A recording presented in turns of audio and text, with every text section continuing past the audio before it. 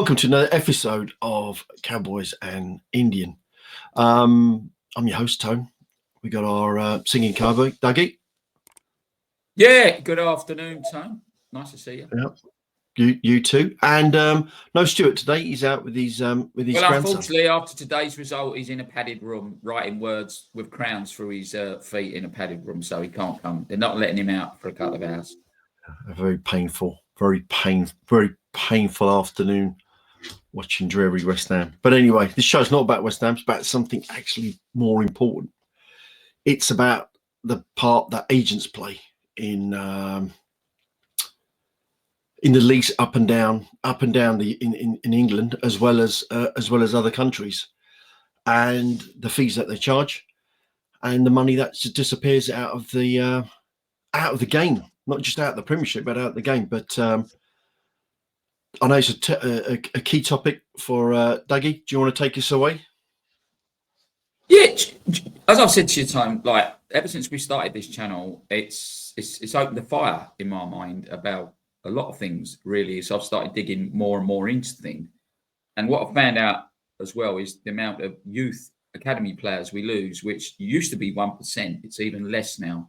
We're keeping about 0.6% of children that come through with the academy players. And my main concern is there's quite a lot of clubs that are not doing anything to help them. They're saying, that's it, you're finishing, off you go, good luck, blah, blah, blah. Now, my concern with that is I know Crystal Palace are going to start doing 2-3 year courses where they're going to try and teach them trades and try and not just put them on the dump sheet. You imagine getting dumped by your girlfriend. That felt when the love of your life goes off. Some people might think that's a good idea, But like when that happens, you imagine how you felt. Can you imagine when all you've done since you're 4 or 5 years of age is you've wanted to play, you've got scouted, you're in maybe even playing for the club that you wanted, and then suddenly one day you've gone in, right, get your gear, lad. You're not good enough. We're going to go. Now, remember what I said, 99.4% of them kids are going to go. Now, because of what I read about Crystal Palace's scheme, I thought, what a great scheme. Surely there must be some money that can be put aside to help these lads. We don't know how many maybe have committed suicide. We don't know who have had suicidal thoughts, and we don't know where they go after the game. So I started looking, thinking, where could this money come from? Where could we really get this money if the leagues won't help, seeing as most money now is in the Premier League? So I looked at agents' fees, and I was absolutely gobsmacked.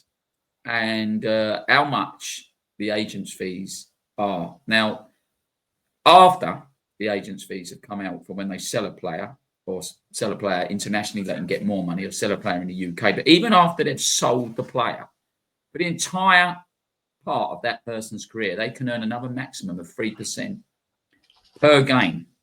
So 3% of their salary for the entire length of that contract, what they've got. So if we look at Haaland, then, Paddy, £500,000 a week. Got my calculator out. 15 grand, isn't it? All right, times that by 3%. Yeah. So you get the agent gets 15 grand a week. But the entire length for that career, they're doing nothing. So for a month, he's getting 60 grand. For doing nothing. Plus, don't forget, he already got his commission. Now, when I looked into it, I thought myself, Stuart and I, as you know, we're always at loggerheads with the fair play rule, weren't we, at the FPR? So I thought, surely it must tie in with how much you're supposed to lose, right? So I just put in, really, I looked at who was the highest who paid agents' fees for February 24 till February 25, which was the last time the figures was done, which happened to be Chelsea, right? For 1 year. That's 1 year, right? That's 60 million, Chelsea.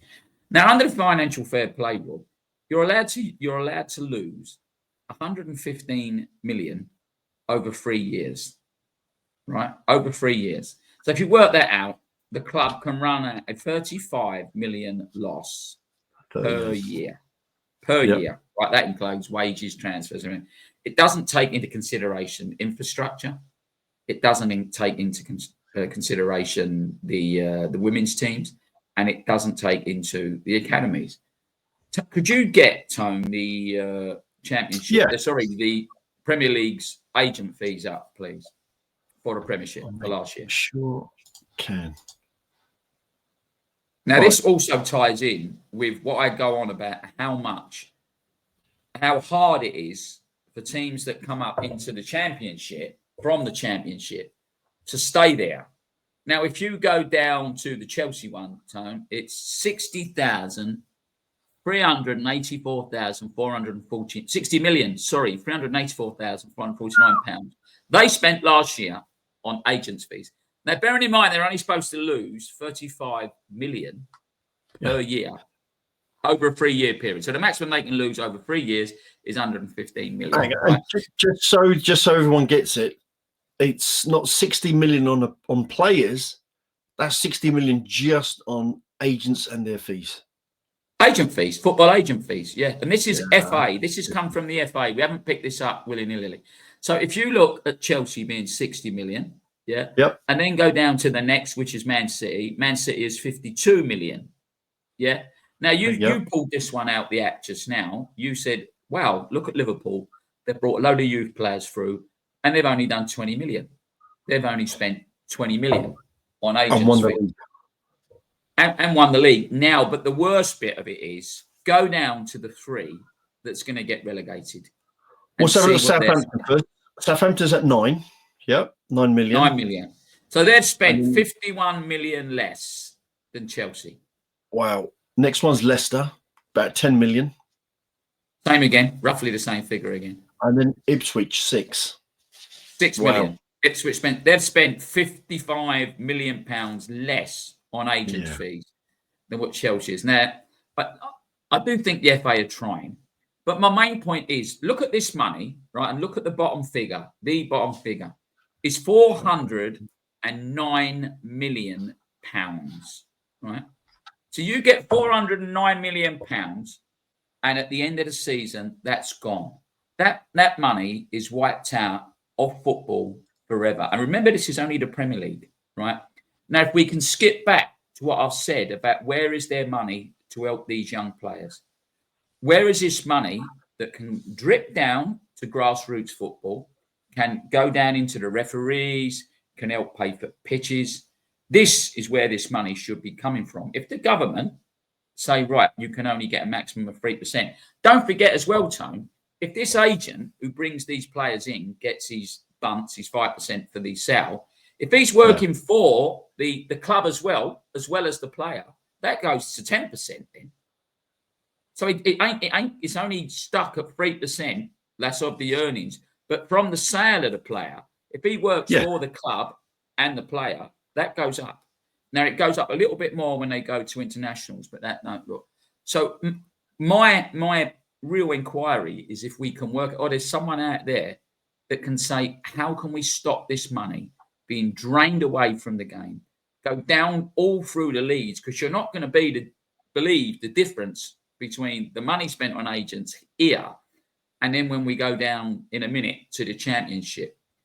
So I would like some sort of regulation where they put, even if they put 1% more on, right? 1.5%. You know, you said about that agent's going to earn 60 grand per month for doing nothing now. He's already signed him. He's got his contract. But for the next, Ireland's on a 9-year contract. For the next 9 years, he's going to get that 60 grand, right? For doing nothing, 540 grand a year. Yeah. So if they add 1% or 1.5%, right, of that, look what's 1%, 2%, 3% of that, right? They're going to get not as much as that, but it's going to end up at, say, around about 100 million. There's 100 million pounds we could add to these figures, right? Just by adding a percentage, 1.5%, that we could use to drip down to help players that have been injured, young players. Don't forget the players, and once they get to a high standard, they've got insurance and they're going to get premiums if they can't play anymore. But these youngsters that have been picked up at 5, 6, 7, 8, 9, and then suddenly they've got a bad injury, they're just dumped. They're thrown away. We've got a young guy coming on next week who hopefully, good footballer, made it to nigh on the top, but in the end just didn't. It's all, my worry is all this money is wasted, gone out the game. Now, if I can remember rightly, someone tell me I'm wrong, one of the first agents to ever, I remember in the game, was a little Jewish guy by the name of Eric All, years and years and years ago. and like he was one of the first agents that come in. But now this is gone berserk. This is wrong. This money should not be vanishing from the game forever. Yep. Somehow or other, we've got to stop it. Put up the championship, Tone. So remember the figure of four. Let me just add some points to this, though, Dougie. Yeah. So firstly, just to summarise for everybody, we spent Premiership in that period. Those teams collectively spent £409 million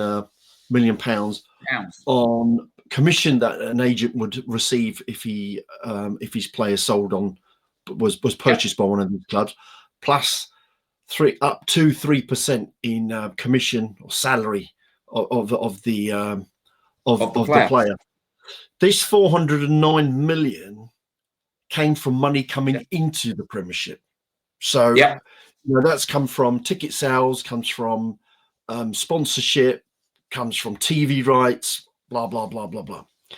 And what Dougie's basically saying is, obviously, the agents then take their slice of this 400 of this money coming in, and their slice, by the way, is 409 million, and they'll go and spend it. They go, I don't know if they're going to buy a yacht or anything, but they go to Dubai, buy some watches, buy this, buy that, where it should actually be going back into it. So, Dougie, just on your point about the extra 1%, which I quite like.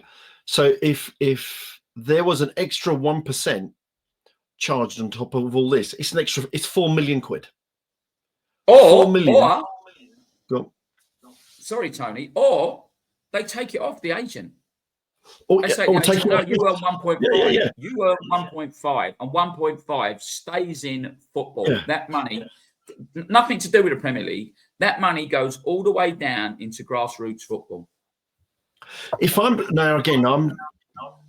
I'm not saying this is happening. I've got no proof. There's no accusations here or anything. But if I'm an agent, Dougie, and I've earned 20 million in 1 year, I'm going to go and have a really, really, really good accountant, because I'm not going to pay my full tax. I don't want to pay 45%. That's ridiculous. I'm going to find a way not to pay it. So it's not that the country's getting the money back either. But anyhow, let's move on to your.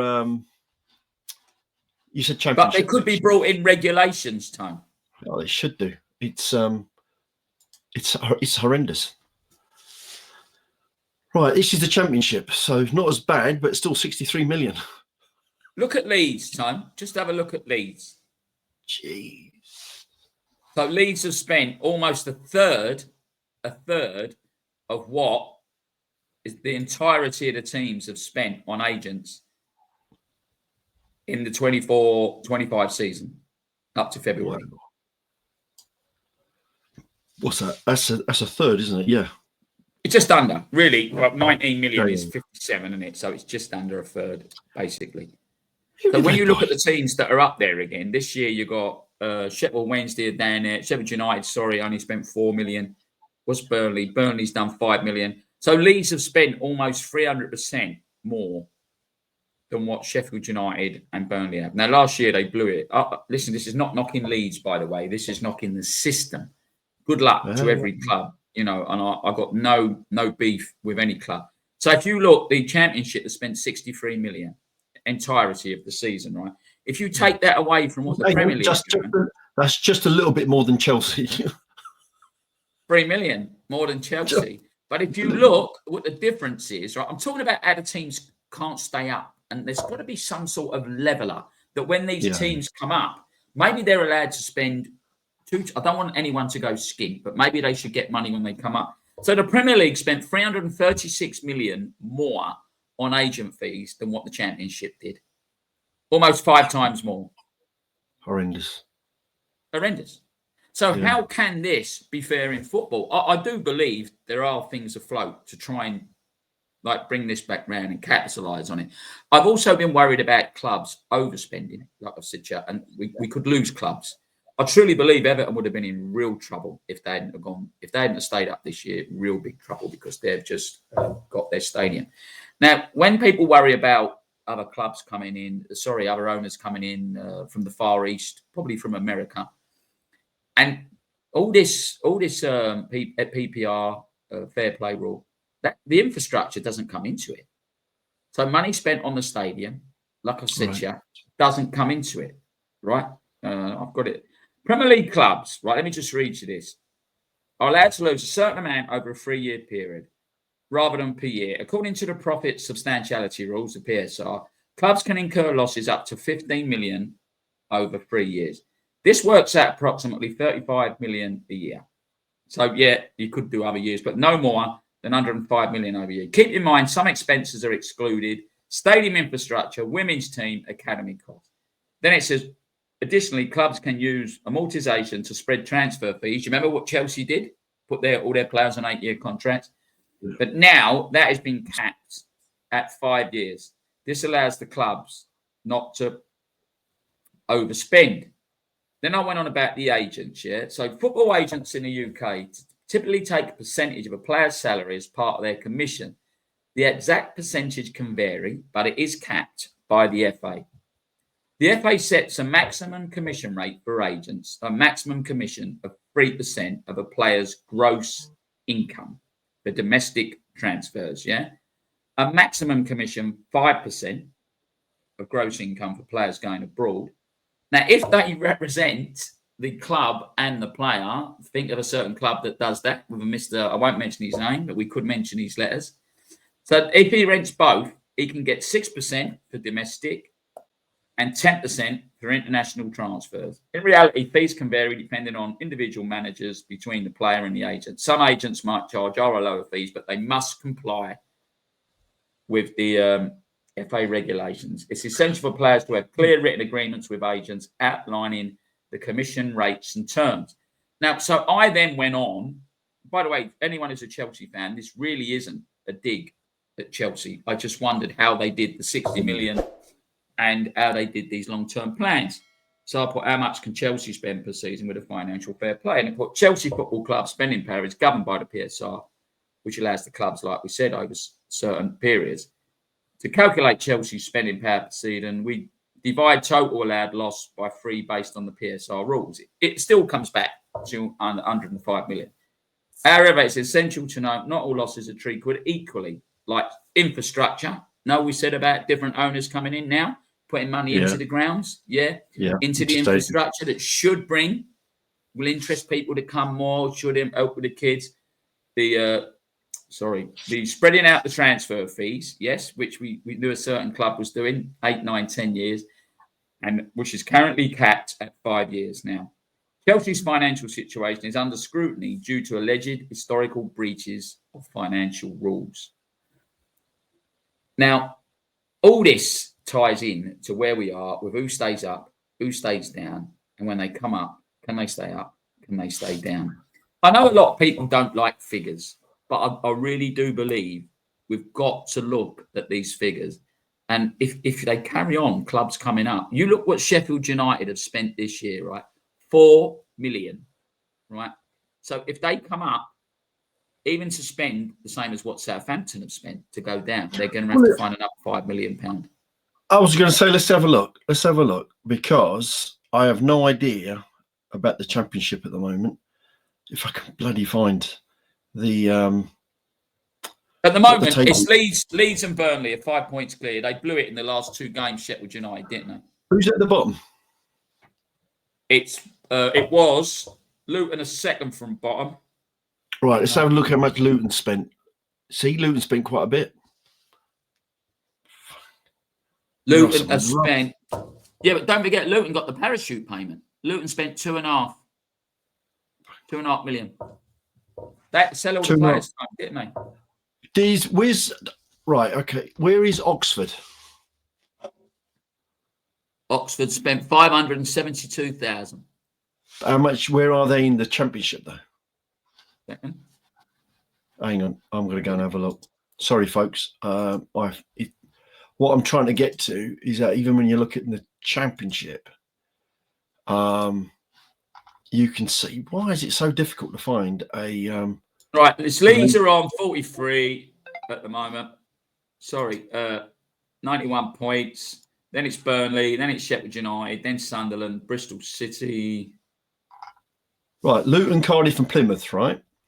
So when you look, let's have a look at Plymouth. How much? Where's Plymouth in this spend? Plymouth spent spent $1 million. 1 million. Right. I'm just trying to look for the really low ones, like Cardiff. Sheffield Wednesday, Derby. You know, like Oxford United. Cardiff not spent really big. Cardiff have spent big. Yeah, but it just goes to show. If you haven't, even in the Premiership, obviously the other teams didn't spend a lot, and they're in the bottom three. In the Championship, it's not the case because the teams which spent the lowest are not necessarily in the bottom three of the Championship. No, but if you look around that time, other than Leeds, right, there's no other team in double figures. Yeah, I don't disagree with that. I think top to bottom, you're looking maximum between 1 to 4 million. Sheffield United. That's it. Burnley was the next one, wasn't it? At 5, yes. And then, as you said, Sheffield United was 4 million. 4. All the rest are quite low time. Yeah. So free. None of them are nowhere near. You've nailed it. No, you've nailed it. So, hang on. The 3 that have spent the most are the 3 that are top of the Championship. Again, it's all coming back down to money again. Now you put up League One, Tom, and see the massive difference now. All right, let's have a butcher's at that. Right, here we go. There we go. Yeah. They've spent a maximum of 7 million, 7.5, right? So 63 for the Championship, yeah. And we said it was 409. So the Premier League spent 402 million more than League One. And a lot less than Leeds. Well, not like these. There's only one club in the millions, Huddersfield. Everyone else is in the hundreds of thousands. Yeah, of course. Just haven't got it. Right. So in this league, how much did Birmingham spend? 589, which wasn't too bad because they've won it. I think they've got. They're up. They're well up, aren't they? They've got great owners, though, haven't they? Really good owners. Yeah, they've got loads of money. Wycombe Wanderers 243,000. So again, they didn't spend the most, but they've got up there. What about Wrexham? Because we hear a lot about Wrexham, don't we? The celebrity status. They spent quite a bit. I think they've spent the second highest. Yes, but they're up there. They've got them American guys, haven't they? Those weren't they film stars? I can't think of their names. Yeah. Shrewsbury Town. Now, who spent the least? Shrewsbury Town. Would you agree, Dougie? Remember, Tone, I'm blind. I've got a pair of glasses on. They've spent 76,000. Yeah, and they're bottom of they're bottom of League One. So you've got to. Looks like you've got to pay. Same as Crawley spent a little bit, not a lot. Cambridge again was small, and then Bristol, big club, Bristol. All the Bristol fans are good. Like Crawley went big a few years ago, didn't they? They spent quite a bit of money. Crawley trying to come up, and they didn't get the prize. So that's League One. Now go to League Two. The discrepancy is just mind blowing. Tone, mind blowing. League Two, yep, 2,000. Now you've got 2,740,000. Look at the top, Accrington. They've spent 28,000 on agent fees. Yeah. Bradford, Carlisle. So don't forget, Chelsea spent 60 million more than Accrington. Yeah, I know. Listen to this one though. You got. Let me just work this out. Haaland gets more money than these guys do in 6 weeks than they spent. Or the this is what I'm trying to say about the discrepancies, Tone. And it's wrong. And like with this Premier League, like I've told you, I'm not going to bore everyone with what I think about which will happen with the Super League. And it's runaway train. At some point, it's coming, right? Somehow or other, this gap has to shorten. The FA let the Premier League make their own rules, but the FA should be coming in and trying to shorten this gap. Or taking more money from the Premiership. I like your comment that you made earlier on about that 1%. So whatever earnings the agents up and down the leagues get, 1% of it is taxed, properly taxed, like a special tax, not the freaking inland revenue tax, because that's HMRC, because that just like I said, they can get clever accountants. And then that no, but 1%, Tony, even if they want, I'm not even bothered about the agents, right? If the agents can get that, right, I think it's wrong. Don't get me wrong, it is wrong. But the government should say, right, the least amount of money that's getting paid out is 3%. The government should go, right, whatever the agents are getting, we're going to add on 3%, and that's going down to the lower leagues. It's going to the lads that have not made it. It's going to the lads that have got injured. It's going to the referees fund. Don't forget the referees. Don't forget the kids. And it's going to grassroots. Grassroots, all the way down to grassroots, even into schools. Tom. Get into schools football. Yeah, get into schools. Now, didn't you say, you told me that you was a football manager for a while for a young team? And yeah, I mean, like we started off first as a blokes team, you know what I mean? And when the people I was going with were sniffing cocaine off my dashboard on the way to a game, and then 10 minutes into a game there was a big punch up, and people don't believe. I didn't believe that FA headquarters was at Blackfriars, and then this game got abandoned. You know, to cut a long story short, and then the change rooms got smashed up, which 100% wasn't these lads that had the punch up in my team. 2 of our lads were 2 of theirs, because they called the police. So I said, right, let's go. No one wants to get nicked. We used to play in a league called the London and Kent Border League, which was where Ian Wright started his career on. And we was over Beckenham this particular day. And then we just got a message through, a letter from FA headquarters going, we've got to go to FA headquarters. And we went up there. I was charged £2 for subs, right, to pay for the ladies that used to watch the kit. The ladies would take a turn every other week. And we got to FA headquarters, and they went, I won't mention their names. Sadly, one of them is no longer with us, young Billy. And they went, Mr. So-and-so, he's got a £600 fine.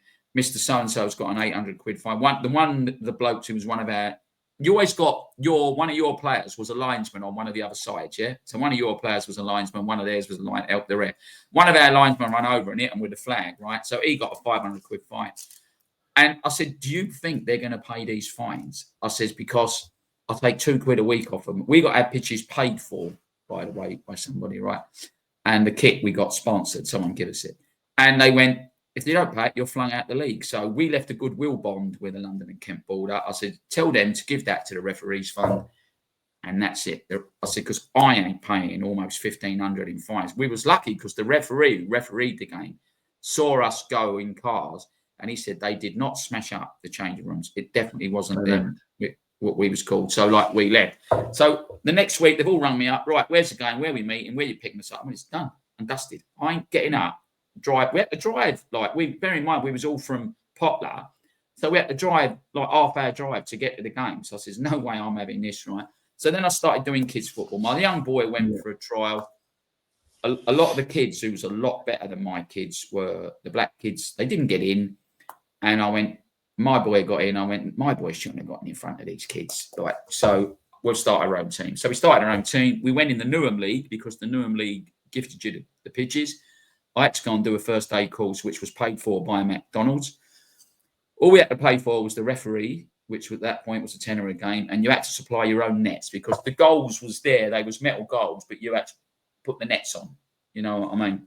Gotcha, yeah. And that's all it was. And that was fantastic. From the kids from about 8, they was good. Once they got to 15 and they all started going out in pubs, they never started turning up. But with those kids, though, how many of them could afford football? You know, mate, there was, ask Julie, you know what I mean? My wife, Julie, like we'd go on the Sundays. One of the kids wanted to play, one of these black kids, his mum was very religious and she said, no, he's got to go to church. So I had to go round there and says, look, if I take him football, he was the best player in the team.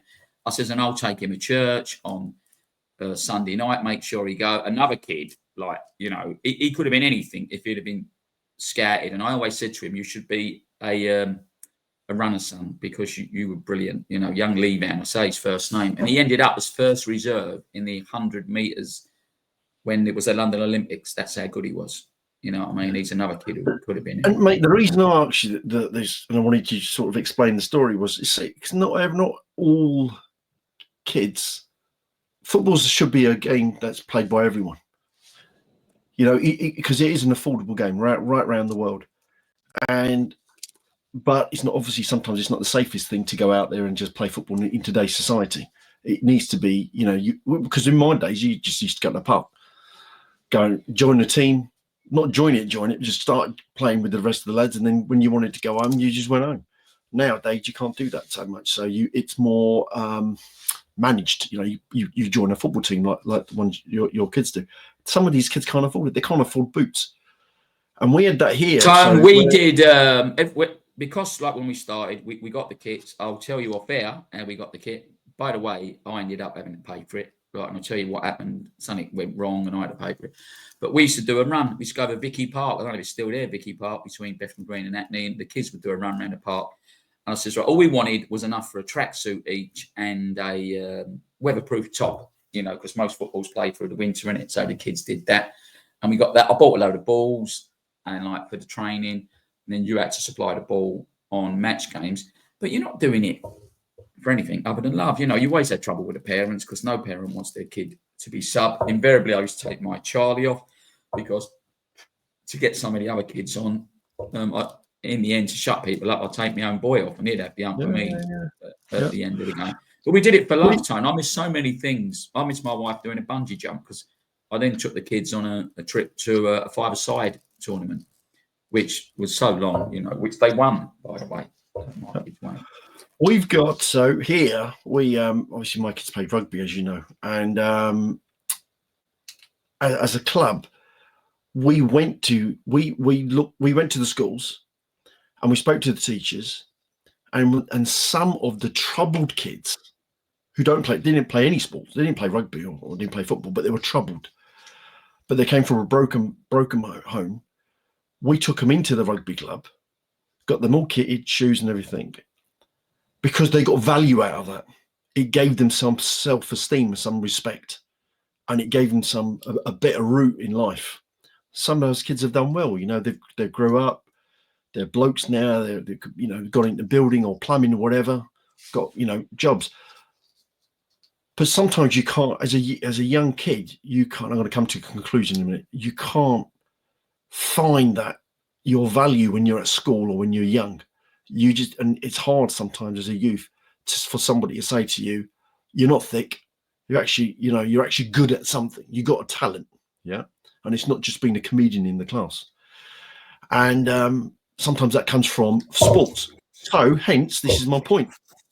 That money that goes into grassroots is really, really important. And do you know, Tone, I'll tell you a story, right? Because of the kids in my age, it was my Charlie's age, right? They was in primary school. And then when we started playing, a lot of them had young brothers and sisters. They said, can't you start another team? I said, we'll start another team, but we need help. So we started an under eights then, or an under sevens. At that point, in the Newham League, they had a thing called Coca-Cola goals. So, because you always played in full goals. So these goals was, I'd say, just over half size. You had to buy the goals, like, and put the nets up. Yeah. I took these kids to play at Wanstead Flats, right? And a lot of this team we was playing in a cup game, they was, like, you could tell they'd all been scouted, even at 8-9, really, really good game. And they give my kids a whopping, something like 18-0. You know what I mean? Do you know, when the kids got changed, they got changed in the back of someone's van, right, who come. They was all singing. They was all singing Christmas hymns because it was near Christmas carols. Do you know what I mean? And they was all laughing and joking. None of them were walking off and sulking that they'd lost. They'd all enjoyed playing a game of football with their mates. Do you know, and that changed my mentality because in my bigger team, once I realised they was pretty good, you know, we got to a couple of cup finals, lost them, won a few five-sides, got second in the league twice to a team called Royal Falcons. And I realised it wasn't all about winning. Them kids were just happy to, just like you said, to play with your mates. Yeah. Some kids, you know, had other things. You know, I'm not going into what happened with kids and some of the things that people told me, but they'd tell me their problems at school. And you weren't just their football trainer, their football coach. You become their friend. They would, you know, there was one particular kid, like little Lucas, I won't mention that, and we almost adopted him. You know, his mum passed away and we thought she had no one. He was a little Jamaican kid. And I said, Luke, if you've got no one, son, like, we'll adopt you. And I spoke with Julie by then, and he was the same age as my Charlie. And I said, Charlie, would that be all right for you? You know, Luke's was a little black kid. He was my Charlie's best mate. We used to call him 50 pence head. Every time you hit the ball, you never knew where it was going to go. You know, it could have gone backwards into our goal, forward. It could be through on goal and shoot and hit the corner flag. But he was one of the most nicest kids. I ever knew. And like in the end, like some relatives turned up out of nowhere, and he actually wanted me to adopt him. He went, "Mark, can you still adopt me?" And I went, "Well, Luke, like have a word with the family that turned up." Yeah. But you do it becomes like a community, and then we would have at the end of the year. My kids never won anything, so we'd do players player of the year, managers player of the year. Every kid would always get a medal, which I told you on another show. I used to get at that sports shop to the right of Upton Park. When you come Rose out of Upton Sports. Park, used to be that cap on the end. I think it was called Rose or something like that. Yeah, Rose Sports. It was just, I always used to get all my trophies from there. So I used to go down there Yeah. and get everything. There's a lot more to winning in football. It's being part of a community. Well, I think it's a nice sort of end to the show, because we spoke about the money that, you know, it's obscene. I hate to say it's obviously we know the footballers get paid whatever they get paid, but you know, these agents there's a lot of money going out to the agents as well. And as you said, you alluded to anyway, Dougie, some owners, stroke manager, stroke agents, is all a bit of a merry-go-round as well. Do you know what I mean? Yeah. Bitcoins. But Tone, my main point of today was it's lost, Tone. It's like lost. If you've got 10 quid in your pocket and you're walking down the road and you've gone to buy something at the shop, you go home and you've lost your money. You think, oh, bloody, I've lost 10 quid. You're talking about in the Premier League alone, there's 409, almost £500 million is gone from football forever. Get some of it somehow with regulations and change of the law and bring it down all the way to grassroots. Do you want me to contact Keir Starmer for you and have a word with him? I don't care who does it, but there should be a regulatory board. I think the FA, all our figures come up off the FA today, Tom. So they know what's going missing from football as much as we do. I did also see, Dougie, though, in total, grassroots, again, I'm not, you know, just without throwing the FA and the Premiership in under the bus, they do give, looking at Google, £133 million per season to grassroots. So they say, but again, is that where does the money go, Tom? To the lads, to the 99.4% of the lads that don't make it. This is what I'm saying. How well is that 133 million regulated? How do you, if you as a little team, how do you get your hands on some of that money? You know, whether it's a new goal, as you said, Dougie, or a net, some footballs or a pair of gloves. You know, I mean, what do you get? So I don't know. Some kids can't afford the boots, Tom. No. But if anyone who's watching wants to put a comment and tell us how it all works and how it benefits people, please do. It'd be nice to get the guy of Hammers United back on to talk about this at some point, Tom. Yeah, there's a couple of there's a guy called Kieran Maguire. He's on Twitter quite a bit, and he's different levels from a financial point of view. He understands the ins and outs of football, and he can probably tell you some stories. Because remember, data, as you've just said, looking at the numbers, data accompanies a good story. There's reasons behind why that money's way it is and why those numbers are where they are.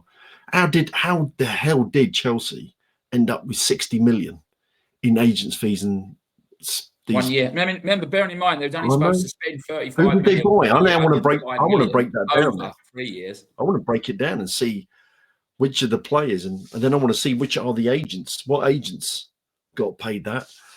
And more than likely, it wasn't an agent; it was an agency, as an example. And it might be a offshore company, might be a company not in the UK. So have they paid tax on it? But anyway, could be all night as a conspiracy. We have to drill down and get some more. Any more from you, Duggy? We're good? No. Listen, I know it's probably boring to a lot of people. A lot of people want to come on and listen to us say, good things. Which, before I go, I would love to say, well done in Europe this week to Man United. Well done to Chelsea. Well done to Arsenal, and well done to Tottenham. If it goes to plan and Arsenal win the champion, whatever they call that league, the European League, Man United or Tottenham win, and Chelsea win the conference, there will be up to 10 places available for Europe in the Premier League this year. 10 places. So well done to them all. And Declan Rice was immense, my friend, for Arsenal. Lucky Stu ain't here. He'd be throwing things at the screen right now. Yeah. I'm not wishing well to Arsenal or Spurs. Well, I am. So I'm Congratulations. standing on his behalf. And Declan Tony, can do one as well. just quickly, I've got 5 minutes, so I've got to go out singing a minute. Just tell me something. Is it the fans or the club you don't like? Fans. So why are you not wishing the club well? Because it's I'm turning it to Stuart now. It's tribalism, Dougie. It's tribalism. It's rivalry. It's rivalry. I went to Langdon School, and the other school which we used to have a fight with at least once a year was in Barking. I can't remember. I think it's called Barking Rec, and I stayed them. I didn't even know who they were. I didn't know who the kids were. I don't know nothing about them. But when we met at a certain junction once a year, we used to have a punch up. It was the way it was. Yeah, but I bet some of them kids were your friends in that school, Tom.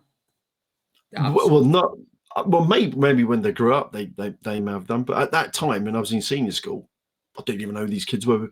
It was I supported Scotland when they went to the Argentine World Cup. I can't remember the year now because England didn't qualify, and I supported them and watched all their games. There you go. Well, on behalf of me and Stuart, we hope Arsenal get knocked out by PSG. I ain't really bothered about Spurs too much. I was quite impressed with Man United's game the other day, the way they made that comeback. But look at Harry Maguire. Is Harry Maguire a hero now? Yeah, well, so, you know, there's two things I want to say. I watched the Villa PSG game. Everyone moans about the fullbacks getting up and back, for wing backs. We said about Man United, especially our team, right? And Stuart always goes, he should get back. He always seems to pick on Wan-Bissaka. If you want to look how fullbacks, wing backs are perfectly made, watch PSG. They've got it off to a T. Who have got rid of all their superstars and they've built a team. Buying superstar, I think they paid the 200 million for Neymar. Yeah. That's how you make a team. If you want to watch how wing backs should play, watch a PSG game. Well, there you go, folks. You heard it. Go and watch that Villa PSG game. I have to agree though, with Dougie. PSG don't half close the opponents down, and they're fast when it comes to attack. So on that note, thank you very much for watching the show. Please do hit like and subscribe. I always forget to say at the beginning of the show, but we do appreciate every like and every comment and anyone who subscribes. And well, thank you once again, Dougie. I'm going to put my disco gear on. Yeah, Benidorm's best here. He's going to be singing. What's your playlist tonight? I told you I never have a playlist, do I? Never. People don't like what we're doing, so I change it straight away. I'm the only person that Jack goes mad. He said, put a bit of paper. I know what I'm playing. Never does. I always sing different songs. Well, what does Stewie normally say? Stay safe. Be lucky. No, I can't remember. But anyway, if he was here, he'd get it right. But thanks again. Cheers, Dougie. Thanks, everyone. Good night, guys.